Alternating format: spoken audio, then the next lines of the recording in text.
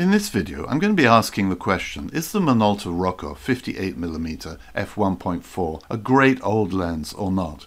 I'll be presenting the case for and against, with a lot of supporting evidence. One of the good things about the feedback I get on my YouTube lens reviews are your suggestions to try other lenses. I enjoy researching every one of these suggestions, and it's obvious that there are many really good lenses out there to try, and not just the ones on this expanding list. Personally, I've deliberately restricted myself to a limited number of lens mounts in a desperate attempt to contain my addiction to buying and trying lenses. So it was a big move for me when I decided recently to try another lens mount. The question was, which lens and which lens mount? Well, you already know the answer to that question. So why did I decide to buy the Minolta rather than any of the other tempting mounts or lenses on this list? I went for the Minolta for three main reasons. Firstly, some compellingly vociferous advocates for the lens kept bugging me to try it, and it's by no means the most expensive old fast 50 lens, especially if you like using slightly longer fast 50s. Secondly, thinking longer term, owning a Minolta adapter is a pathway to trying the Minolta 58 f1.2, a lens I would like to try at some point. Thirdly, and this was the clincher, there seems to be quite a divergence in views about the performance of the lens, especially wide open. Some people don't like it. They say it's too soft wide open, and they don't like the bokeh. However, other people love the lens's bokeh.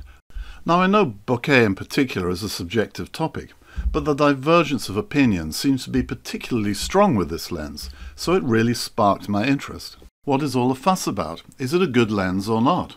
And that's what I'm going to look at in this video. I'll state the case for the prosecution, the reasons why people don't like it, and then the case for the defense, why people love it. Let's start by looking at the lens itself and its specs.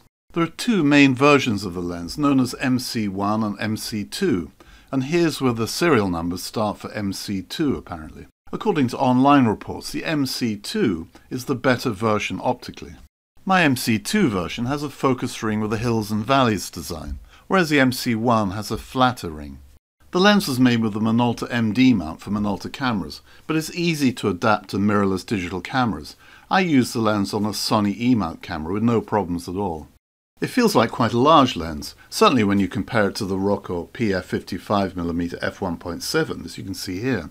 But by today's fast 50 standards, it's not particularly big or heavy. The lens has 6 elements in 5 groups with 6 aperture blades. It seems that PF refers to the optical design of the lens. P equals 5 and F equals 6. Rokkor is a reference to Mount Rokko in Japan. You can't fault Minolta's imagination in finding appropriate names for their lenses. MC stands for metered coupled, rather than multi-coated specifically. The lens does have multi-coatings, and it handles flares reasonably well, as long as you use a good hood, and it doesn't suffer from serious purple fringing, so I won't cover that or flares again. It's an all-metal bodied lens, and the build quality is excellent, and the focus ring is nicely damped. It's a joy to use overall.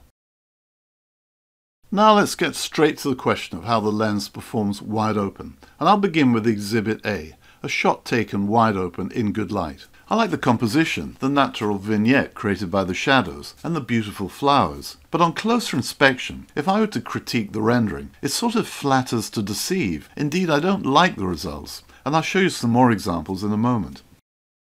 The lens is not very sharp wide open, and the lighter areas around in-focus objects are quite poorly rendered. They're rather smudgy. The bokeh, the look of the out-of-focus areas wide open, it's not very pleasant in this shot. I'd almost describe it as a mess.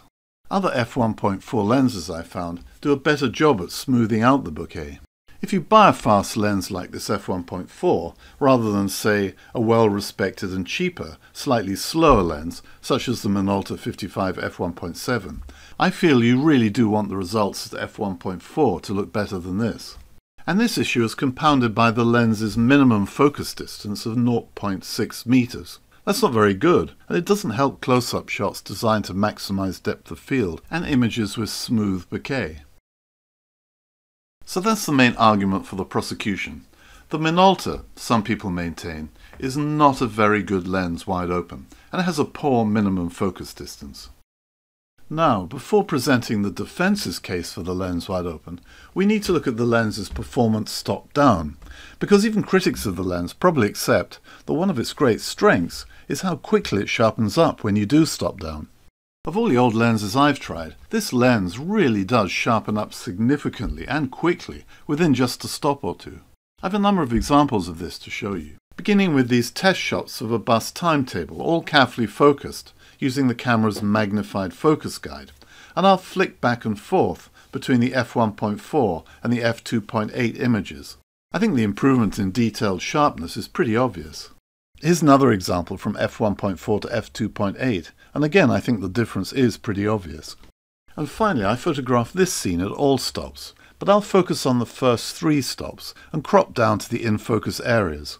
The difference between f1.4 and even one stop down to f2 is pretty striking. The fact is that this lens is a sharp lens stopped down a little, and it gets even sharper as you go to f5.6 and f8. If you take an image like this, taken at f8, and zoom into the details in the middle, this is an excellent result. It really is.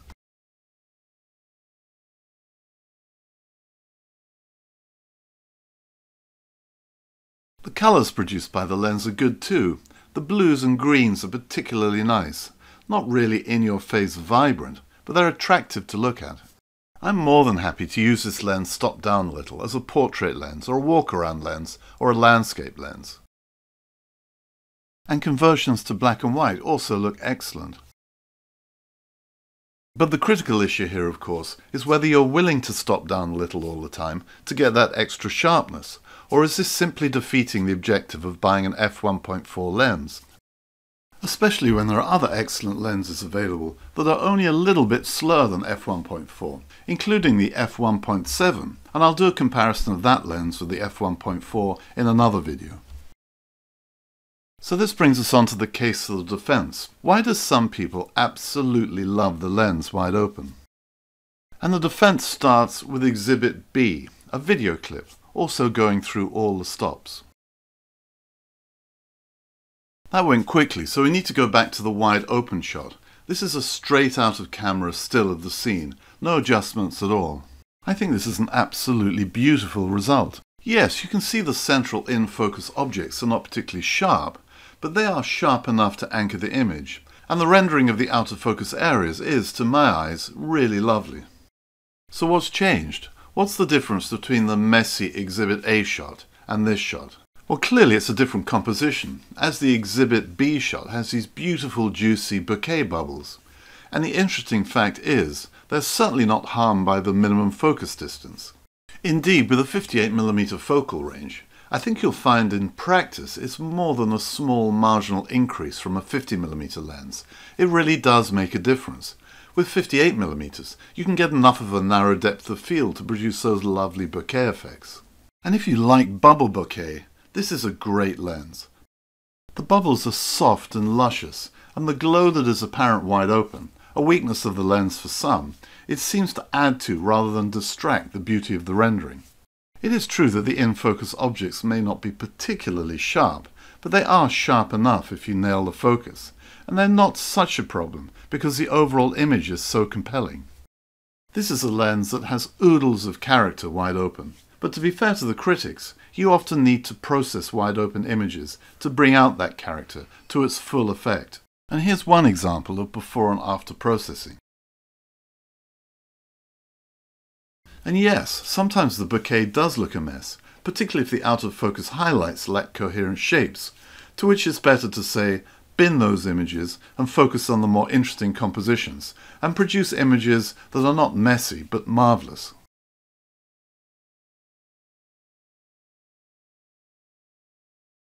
And in a further defense of the lens, a few words about those hexagons when you stop down a little to sharpen up the rendering.